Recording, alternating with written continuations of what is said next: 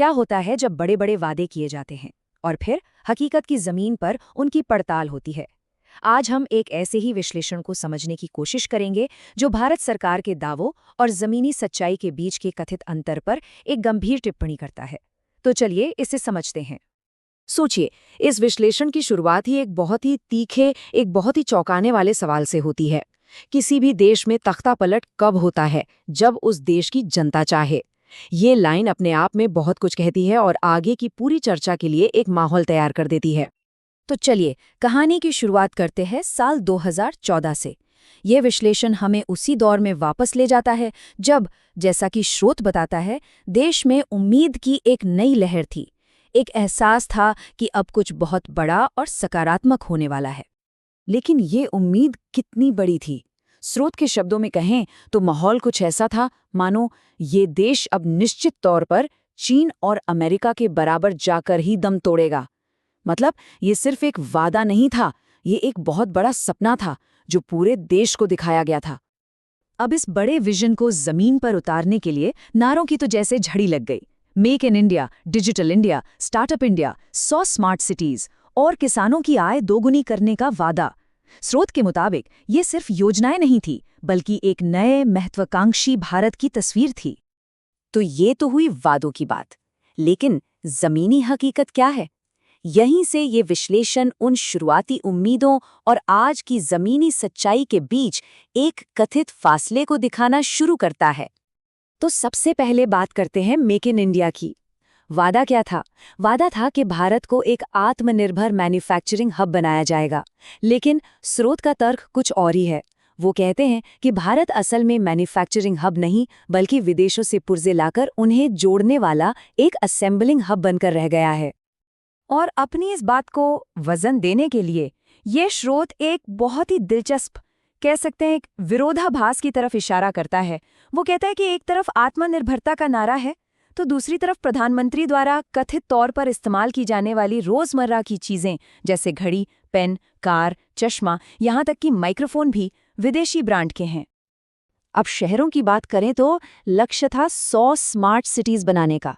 लेकिन स्रोत का दावा है कि एक भी स्मार्ट सिटी तो बनी नहीं, बल्कि जो शहर पहले से थे उनका हाल और भी बुरा हो गया। स्रोत तो यहाँ तक कहता है कि हालत ऐसी है कि सड़कों में गड्ढे नहीं, बल्कि गड्ढों में सड़कें हैं। हमारा अगला पड़ाव है डिजिटल इंडिया। हम सब इसका इस्तेमाल करते हैं, लेकिन ये स्रोत एक सवाल पूछता है कि ये पहल असल में एक वरदान साबित हुई है या फिर एक अभिशाप। यहाँ कहानी के दो पहलू नजर आते हैं। एक तरफ तो ये विजन था कि डिजिटल पेमेंट से नागरिकों को ताकत मिलेगी, वो सशक्त बनेंगे। लेकिन दूसरी तरफ इस स्रोत का दावा ये है कि आसान लोन देने वाले ऐप्स ने लोगों को कर्ज के एक ऐसे जाल में फंसा दिया है जिससे नौकरियां तो पैदा नहीं हुई, पर लोग कर्जदार जरूर हो गए। और डिजिटल इंडिया पर यह विश्लेषण और भी गहरे सवाल उठाता है।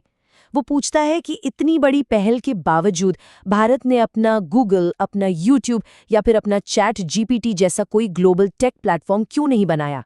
स्रोत के मुताबिक सरकारी स्तर पर इस दिशा में कोई बड़ी कामयाबी नहीं मिली है।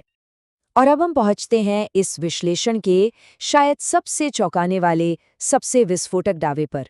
वो ये कि सोशल मीडिया का इस्तेमाल जनता का ध्यान भटकाने के लिए एक बहुत बड़े हथियार के तौर पर किया जा रहा है। और इस सनसनीखेज दावे का आधार स्रोत किसी और को नहीं, बल्कि प्रधानमंत्री के ही एक बयान को बताता है, जिसमें उन्होंने कथित तौर पर कहा कि सस्ते डाटा की वजह से बिहार के युवा रील्स बना रहे हैं और इंटरनेट से अच्छी कमाई भी कर रहे हैं। तो सवाल सीधा सा है, क्या इसे सच में रोजगार माना जाए या फिर ये असल मुद्दों से ध्यान भटकाने की कोई सोची समझी रणनीति है?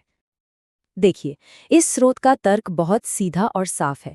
उसका दावा है कि रील्स को बढ़ावा देना महज एक संयोग नहीं है, बल्कि एक सोची समझी रणनीति है, ताकि देश का युवा इसी में व्यस्त रहे और सरकार से जवाबदेही या असली नौकरियों की मांग ही न करे। और यहीं पर दो अलग अलग दुनियाएं साफ दिखती हैं। एक तरफ मोबाइल की स्क्रीन पर क्या है? मनोरंजन है, डांस है, लाइफस्टाइल है। लेकिन स्रोत का आरोप है कि इस चकाचौंध के पीछे असल मुद्दे छिपाए जा रहे हैं, जैसे नौकरी मांग रहे छात्रों पर पुलिस का लाठीचार्ज या फिर देश में बढ़ती बेरोजगारी और गरीबी। तो इन सब का नतीजा क्या निकल रहा है? अब हम बात करेंगे जवाबदेही की और इस स्रोत के उस आरोप की कि प्रगति की एक झूठी कहानी बनाने के लिए आंकड़ों के साथ ही खेल किया जा रहा है। इसका एक बड़ा ही दिलचस्प उदाहरण स्रोत दिल्ली से देता है। दावा ये है कि हवा को साफ दिखाने के लिए एक 4 स्टेप का फॉर्मूला अपनाया गया। पहला, पता लगाओ कि प्रदूषण मापने वाली मशीनें कहाँ हैं। दूसरा, वहां पानी के टैंकर भेजो और छिड़काव कर दो। तीसरा, धूल बैठ जाएगी तो रीडिंग अपने आप कम हो जाएगी। और चौथा, रिपोर्ट छाप दो कि प्रदूषण कम करने में कितनी बड़ी कामयाबी मिली है। इस तरह के कथित धोखे का दूसरा उदाहरण यमुना नदी से जुड़ा है। स्रोत का दावा है कि एक फोटो ऑप के लिए एक छोटा सा एरिया घेरा गया, उसमें साफ फिल्टर किया हुआ पानी भरा गया ताकि वीआईपी और मीडिया अच्छी तस्वीरें ले सकें, जबकि ठीक उस पर्दे के पीछे असल यमुना अपने काले प्रदूषित पानी के साथ बह रही थी। तो इन सब का समाज पर क्या असर हुआ? स्रोत का निष्कर्ष है कि इन कथित रणनीतियों के 3 बड़े परिणाम हुए हैं। एक, कमजोर विपक्ष, पहचान की राजनीति में उलझी हुई जनता और एक ऐसा समाज जो अनेकता में एकता की अपनी पहचान खोकर पहले से कहीं ज्यादा बटा हुआ नजर आता है। और ये सब हमें स्रोत के अंतिम निचोड़ पर लाता है।